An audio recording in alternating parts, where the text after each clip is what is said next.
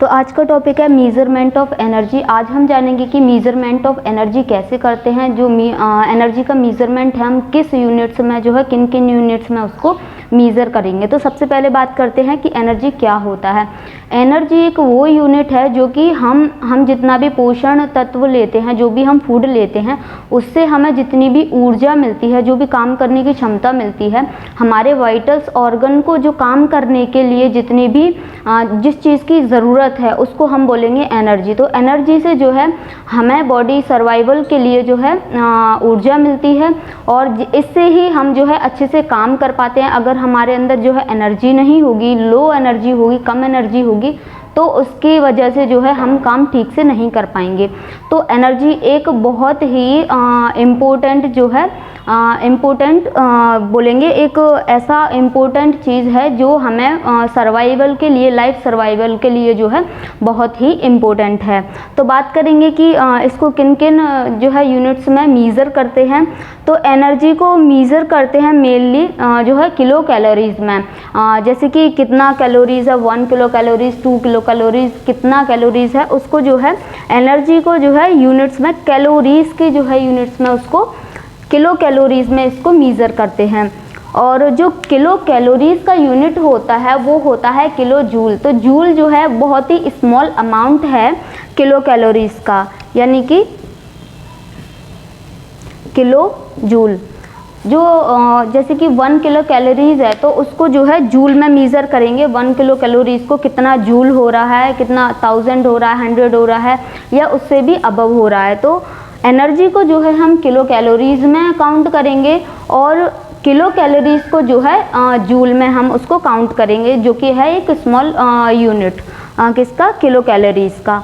तो अब बात करेंगे कि 1 किलो कैलोरीज में कितना किलो जूल मिलता है। तो 1 किलो कैलोरीज से जो है 184 किलो जूल्स जो है हम लोग को प्राप्त होगा। इसके बाद बात करेंगे कि जो हम पोषित तत्व लेते हैं, पोषण आहार लेते हैं, हम जितना भी फूड खाते हैं उसमें प्रोटीन, फैट जो है और कार्बोहाइड्रेट्स, ये सारी चीज़ें हम जो है खाते हैं। इन जो फूड में जो पाया जाता है, तो ये सारी चीज़ें जो है हमें एनर्जी प्रोवाइड करती हैं। तो 1 ग्राम ऑफ प्रोटीन जानेंगे कि 1 ग्राम ऑफ प्रोटीन कितना जो है किलो कैलोरीज देता है। तो 1 ग्राम ऑफ प्रोटीन जो है 4 किलो कैलोरीज हमें देता है, यानी कि 4 किलो कैलोरीज हमें एनर्जी मिलती है। और अगर जूल में बात करें तो है 17 कैलोरीज, किलो जूल जो है एनर्जी मिलती है, यानी कि 1 gram of protein is equal to 4 kilo calories और 17 किलो जूल। अब जो 1 ग्राम ऑफ फैट है, 1 ग्राम फैट जो है हमें 9 किलो कैलोरीज देता है, 9 किलो कैलोरीज जो है एनर्जी देता है। और 37 किलो जूल जो है इसका किलो जूल में जो है 37 देता है। इसके बाद है 1 ग्राम ऑफ कार्बोहाइड्रेट। तो 1 ग्राम ऑफ कार्बोहाइड्रेट जो 4 किलो कैलोरीज या फिर 17 किलो जूल जो है एनर्जी देता है। नेक्स्ट हम बात करेंगे कि बेसल मेटाबॉलिक रेट, कि बेसल मेटाबॉलिक रेट क्या होता है। अब बेसल मेटाबॉलिक रेट जो है एक जो जीवित व्यक्ति है वो जितना भी काम करता है, जो भी खाना खाता है एनर्जी लेने के लिए, उसके बाद वो जितना भी काम करेगा तो काम करने में उसका कितना मेटाबॉलिज्म हो रहा है, उसने जितना भी खाना खाया है वो कैसे डाइजेस्ट हो रहा है, उसका कितना मेटाबॉलिज्म हो रहा है।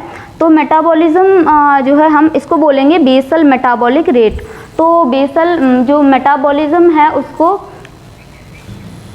तो बेसल मेटाबॉलिक रेट जो है जितना भी हम काम कर रहे हैं, हमने जितना भी खाना खाया है उसका डाइजेशन होगा, मेटाबॉलिज्म होगा। तो मेटाबॉलिज्म कितना जो रेट में हो रहा है, लो अमाउंट में हो रहा है या ज़्यादा अमाउंट में हो रहा है, तो उसको बोलेंगे रेट। तो बेसल मेटाबॉलिक रेट जो है BMR is a amount of energy required by a person who is awake, यानी कि जो पर्सन जीवित है उसको कितनी अमाउंट में एनर्जी की ज़रूरत हो रही है उसको हम बोलेंगे BMR, बेसल मेटाबॉलिक रेट। तो बेसल मेटाबॉलिक रेट का जो है बहुत सारे फैक्टर्स ऐसे हैं जो इसको जो है अफेक्ट करते हैं, यानी कि बेसल मेटाबॉलिक रेट कई सारे फैक्टर से जो है कम हो सकता है और कई सारे फैक्टर से जो है ज़्यादा हो सकता है। तो फैक्टर्स में सबसे पहले है surface area of the body, यानी कि जिस भी पर्सन का जो सरफेस एरिया है, यानी कि जो टॉल व्यक्ति होगा, जो बड़े लंबे हाइट जिनकी ज़्यादा होगी जिन लोगों की, तो उन लोगों का जो है सरफेस एरिया भी ज़्यादा होगा। सरफेस एरिया ज़्यादा होगा तो उसके लिए उन्हें एनर्जी की ज़्यादा ज़रूरत पड़ेगी। तो एनर्जी की ज़रूरत ज़्यादा पड़ेगी तो इससे की है बेसल मेटाबॉलिक रेट जो है उन लोगों में हाई रहेगा। ऐसे ही जो है जो लोग छोटे होते हैं, जिनकी कम हाइट होती है, तो उनका जो सरफेस एरिया वो कम होगा। अगर सरफेस एरिया कम होगा तो वो जितना भी काम करेंगे तो वो काम के लिए उनको एनर्जी की कम ज़रूरत पड़ेगी। अगर उस एनर्जी की कम ज़रूरत पड़ेगी तो यानी कि इसका मतलब ये है कि इसका बेसल मेटाबॉलिक रेट जो है वो भी कम होगा। नेक्स्ट है जेंडर। तो जेंडर के अकॉर्डिंग भी बेसल मेटाबॉलिक यानी BMR जो है अफेक्ट होता है। जेंडर में जैसे कि मेल हैं और फीमेल है, तो मेल्स जो है वर्कआउट ज़्यादा करते हैं, काम वगैरह ज़्यादा करते हैं, तो मेल्स में जो है BMR ज़्यादा होता है, उनको एनर्जी की रिक्वायरमेंट ज़्यादा होती है रेदर देन द फीमेल, तो इसलिए उनका BMR जो है ज़्यादा होगा। और इसके अलावा है एज। एज में आता है जैसे कि अडोलसेंट हो गए, यानी कि जो जैसे कि ये कम एज वाले लोग हो गए और ज़्यादा एज वाले लोग हो गए। तो ज़्यादा ओल्ड एज लोग हैं तो उन लोग को तो इतना एनर्जी का जो है यूज़ नहीं होता है, उन लोग इतना वर्कआउट नहीं करते हैं, तो उनको कम ज़रूरत पड़ेगी। और इसके अकॉर्डिंग जो इसके अलावा जो बात करेंगे, जो यंगर लोग हैं, तो यंगर लोग उनकी जो है जैसे चिल्ड्रन हो गए या फिर बड़े लोग हो गए, जैसे कि 1 to लेके 30 तक के हो गए या 25 तक के जो हो गए, उनमें जो है BMR ज़्यादा होगा, क्योंकि उनकी मेटाबॉलिक रेट जो है ज़्यादा होगी, क्योंकि वो लोग जो काम करते हैं उनमें एनर्जी की बहुत ज़्यादा ज़रूरत होती है। उनका ग्रोथ एंड डेवलपमेंट होता है तो उसके लिए भी जो है एनर्जी की ज़्यादा ज़रूरत होती है। अगर एनर्जी की ज़्यादा अमाउंट में जो है रिक्वायरमेंट होगी तो उनका BMR भी जो है हाई होगा। इसके अलावा है डिसीज़ कंडीशन। तो डिसीज़ कंडीशन में जो है BMR कम भी हो सकता है और BMR ज़्यादा भी हो सकता है। अगर जैसे कि मान के चलिए कोई भी डिसीज़ है, जैसे कि स्टारवेशन हो रहा है, स्टारवेशन की कंडीशंस में जो है सेल का डिग्रेडेशन हो रहा है, तो अगर सेल कम होगी तो वहाँ पर जो है BMR जो है ज़्यादा होगा। अगर वहाँ पर क्योंकि सेल जो है कम होते जा रहे हैं, मेटाबॉलिज्म जो है बढ़ता जा रहा है, जब मेटाबॉलिज्म बढ़ेगा एनर्जी की ज़्यादा यूज़ होगा उसमें। कोई ऐसे डिसीज़ेज़ हैं जैसे कि हो गया जैसे कोई मोटे लोग हैं, मोटापा हो गया, तो उसमें जो है फैट का डिपोजिशन होगा। अगर फैट का ओबेसिटी में जो है फैट का डिपोजिशन होगा तो वहाँ पर अच्छे से मेटाबॉलिज्म नहीं होगा, एनर्जी ज़्यादा यूज़ नहीं होगी।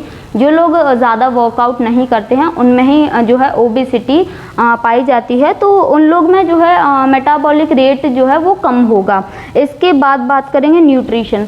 तो न्यूट्रिशन में जैसे कि अच्छे न्यूट्रिशन लेंगे, अगर पोषित आहार लेंगे तो उन लोगों में मेटाबॉलिक रेट जो है अच्छी रहेगी, मेटाबॉलिक रेट हाई रहेगी, क्योंकि उनका अगर वो न्यूट्रिशन अच्छे ले रहे हैं तो उनमें जो है वर्कआउट भी वो अच्छे से करेंगे और उनमें एनर्जी भी अच्छी रहेगी, हाई अमाउंट ऑफ एनर्जी रहेगी उन लोग में, उनका ग्रोथ एंड डेवलपमेंट भी अच्छे से होगा। तो अच्छा न्यूट्रिशन अगर लेंगे तो मेटाबॉलिक रेट भी हाई रहेगी, और अगर कम न्यूट्रिशन लेंगे तो मेटाबॉलिज्म भी वहाँ पर लो रहेगा। इसके अलावा है स्ट्रेस। स्ट्रेस जो है अगर जैसे कि मान के चलिए साइकेट्रिक कंडीशन है या फिर ब्रेन का ज़्यादा यूज़ हो रहा है, तो स्ट्रेस में जो है लोग बहुत सोचते रहते हैं और बहुत ज़्यादा दिमागी उन पर ना असर पड़ता है, तो बहुत ज़्यादा माइंड वर्कलोड की वजह से जो है यहाँ पर मेटाबॉलिज्म हाई रहेगा। तो ये जो फैक्टर्स है जो कि मेटाबॉलिज्म को अफेक्ट करते हैं, surface area of the body, gender और age, disease condition, nutrition and last था स्ट्रेस। तो आज हमने पढ़ा था मेजरमेंट ऑफ एनर्जी के बारे में कि मेजरमेंट ऑफ एनर्जी कैसे किया जाता है, एनर्जी का मेजरमेंट कितना जो है प्रोटीन, फैट एंड कार्बोहाइड्रेट कितना किलो कैलोरीज जो है एनर्जी प्रोवाइड करता है। नेक्स्ट हमने पढ़ा था कि मेटाबॉलिक रेट जो है BMR क्या होता है और BMR को कौन कौन से फैक्टर्स हैं जो BMR को अफेक्ट करते हैं। तो आई होप आपको ये क्लास समझ आया होगा। अगर आपको कोई भी डाउट हो तो आप पूछ सकते हैं। Thank you.